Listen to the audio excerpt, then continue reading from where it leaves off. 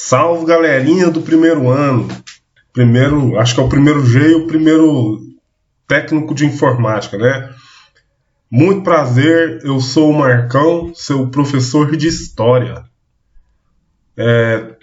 Gravando essa videoaula aqui para que a gente possa começar o nosso conteúdo do ano de 2021, né? O primeiro conteúdo que a gente trabalha é esse aqui, que está aqui no título dos nossos slides, que nós vamos usar nossa breve aula de hoje. Esse conteúdo é conhecido como historiografia. Historiografia nada mais é que a escrita da história, certo? Então, historiografia significa escrita da história. E quem escreve história? Quem escreve história é o historiador. Por que a gente vê esse conteúdo no primeiro ano? E a gente vê também lá na sexta série do ensino fundamental.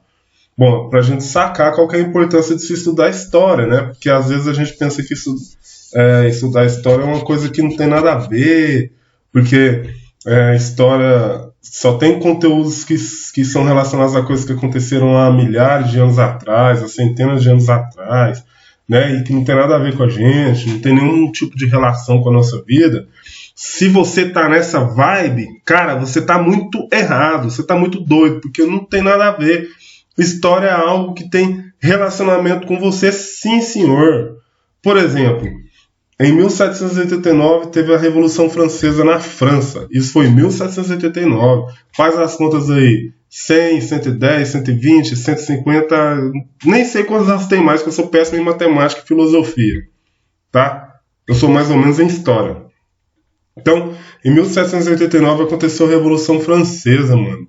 E quando aconteceu a Revolução Francesa, teve um monte de modificações na história da humanidade, na história política da humanidade. E uma delas foi, por exemplo, a questão da implantação depois, e isso por causa de um movimento chamado Iluminismo, de 3 poderes: o poder executivo, o legislativo e o judiciário. E o nosso país ele funciona nesse modelo. Depois você fala que história não tem nada a ver, né? Pois é, mas tem tudo a ver. Por exemplo, você tem uma história. Você mesmo tem uma história. E se você não conhece a sua história, você não sabe quem você é hoje, certo? Então, a gente estuda história para entender a nossa realidade, né? A gente só entende a nossa realidade, como ela se formou, de onde nós viemos, enfim, as regras que existem, a cultura que existe, se a gente olhar para trás e ver a história. Sendo assim, tudo, mano, tudo é história, beleza? Então vamos lá para os nossos slides. Começando aqui, a primeira coisa que eu quero trabalhar com vocês é isso aqui, ó. O que é história? Bom, a história é a área do conhecimento que usa o passado como campo de estudo, com o intuito de compreender o presente. Muitos definem a história como o estudo do homem no tempo, já que o ser humano é o foco principal da história, certo? Então, a gente estuda história, mas o foco principal da história, velho, são os homens, é o ser humano. E a gente estuda história para compreender o presente.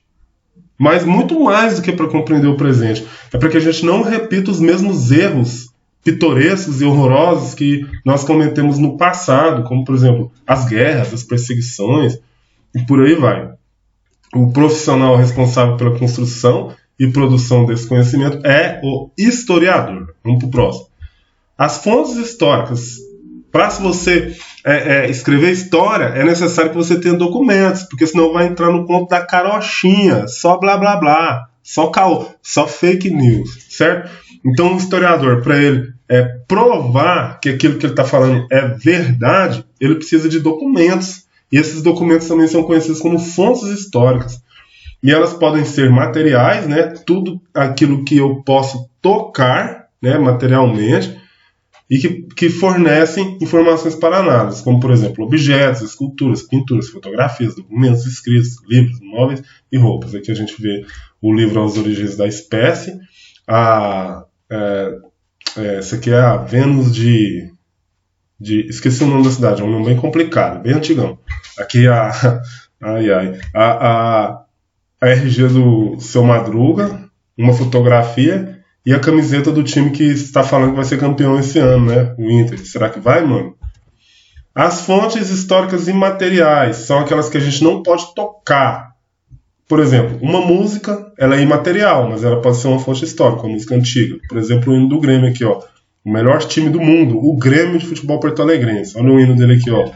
50 anos de glória, tens imortal tricolor, os feitos da tua história, canta o Rio Grande com amor, até a pé nós iremos. Vamos lá, irmãos, cantem, para o que der e vier comigo.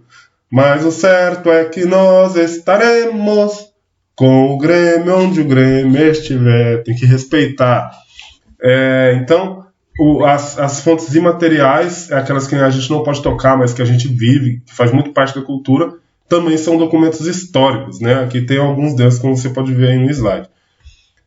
Aqui ainda fala que elas podem ser escritas, sonoras, visuais e por aí vai. Vamos para o próximo. As fontes históricas escritas. Aqui a gente tem 2 jornais antigos, né?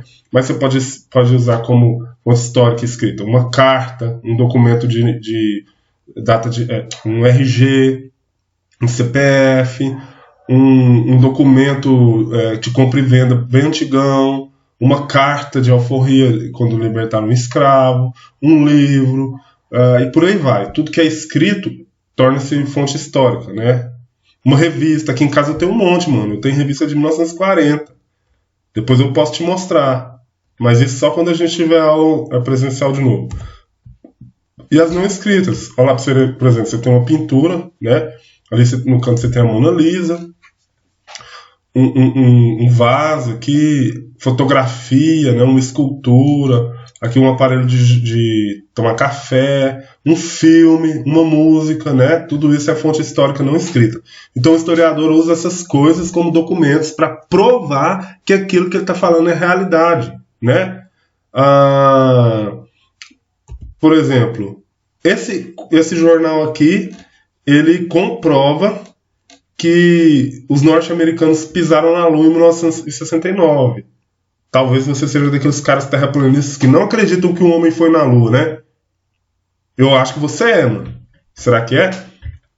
E aqui esse outro prova que o Ranieri Mazzilli foi empossado presidente da República no tempo que o João Goulart saiu fora do Brasil, quando foi implantada a ditadura militar no nosso país. E você vai estudar isso só em 2023, se você for um cara que realmente leva os estudos a sério. Senão você vai bombar e vai ficar no primeiro ano para sempre, né? Será que você quer isso? Próximo. Esse aqui a gente já tinha visto. E partindo do final do nosso esquema aqui, existem 2 formas de se contar o tempo cronológico e o tempo histórico. Aqui a gente tem o tempo cronológico, aqui a gente tem vários tipos de relógio, né? O relógio de sol, a ampulheta e o relógio de pulso.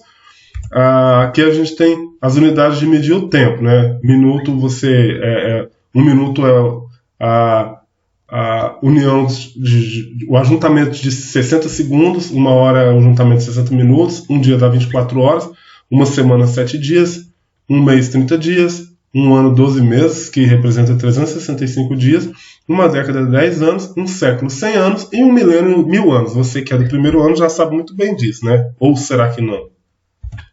Bom, aqui como nós datamos os séculos, né? Século, como a gente viu, é um período de 100 anos. Então você começa a contar no ano 1 da era cristã, né? Quando Cristo nasceu, do 1 ao 100, século 1, do 101 ao 200, século 2, do 201 ao 300, século 3, até sair no ano 2000. 2001 para frente é século 21. E a gente marca os séculos com um numeral romano, um algarismo romano. Beleza?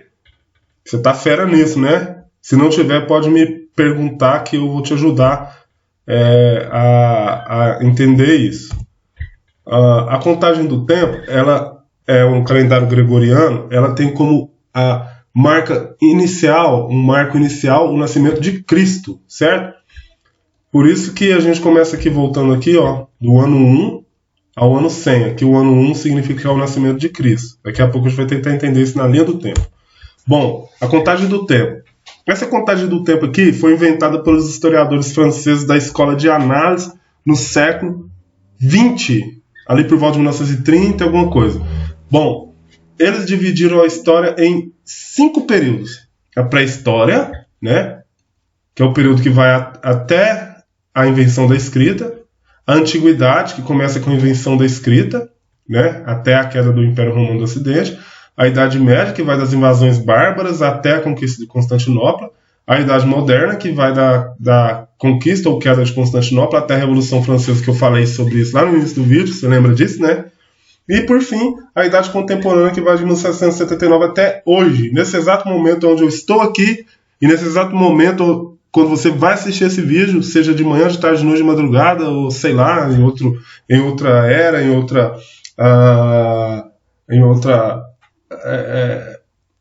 como que chama quando você sai fora do seu corpo? É, isso mesmo, mano, em outra dimensão. Você vai estar assistindo esse vídeo, chama-se Idade Contemporânea, beleza? Então é o que a gente está vivendo atualmente.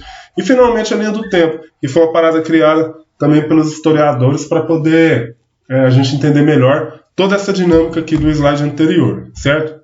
Então tá aqui, ó. A pré-história é de 4.000 a.C. para trás. Aí aqui, de 4.000 até 476, é a Idade Antiga. Bem aqui no meio tem o ano 1, que é o ano do nascimento de Cristo. Tá bom?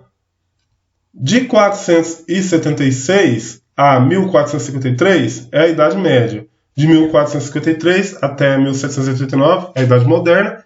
E de 1789 em diante é a Idade Contemporânea. Cada um nomezinho desse aqui representa um fato histórico que acabou com uma idade e começou outra. Exemplo, a pré-história acaba quando surge a escrita. A Idade Antiga acaba quando o Império Romano é dominado pelos bárbaros, o Império Romano do Ocidente. A Idade Média acaba quando a cidade de Constantinopla é tomada pelos turcos. Constantinopla era muito importante, você vai entender isso até o final do ano, mano. Se você não entender é porque você não quer estudar mesmo. E a Revolução Francesa, a Idade Moderna acaba quando a Revolução Francesa acontece. Tinha uma galera que falava que a Idade Contemporânea ia acabar com aqueles ataques lá das Torres Gêmeas. E se for por causa do Covid? De repente a galera fala, mano, vamos acabar com a Idade Contemporânea e inventar, sei lá, uma idade nova aí, a idade do Moto G5, tecnologia G5, enfim. Bom, e como eu falei, o que eles usaram como base, mano, para contar esse tempo? Aqui, eles usaram o nascimento de Cristo. Então, o ano do nascimento de Cristo foi o ano 1. Quem nasceu depois de Cristo, aliás, a partir do nascimento de Cristo é chamado 1 depois de Cristo, 2 depois de Cristo, 1000 depois de Cristo. E antes de Cristo, e tudo que aconteceu antes do nascimento de Cristo vem com essa sigla aqui, AC. Então, o cara nasceu 50 anos antes de Cristo, então é 50 AC, certo? E aqui, daqui para trás, é contado na decrescente. E do nascimento de Cristo para frente, contado na crescente. Beleza? Então é isso. Um forte abraço para você. Não pira, mano, que você vai conseguir terminar esse ano. Ok? E eu estarei aqui para te ajudar em história. Vou mandar umas tarefas lá no grupo, porque você não é obrigado a ficar parado, beleza? Um salve e até a próxima. Um abraço aqui do professor Marcão. Valeu? Tchau, tchau.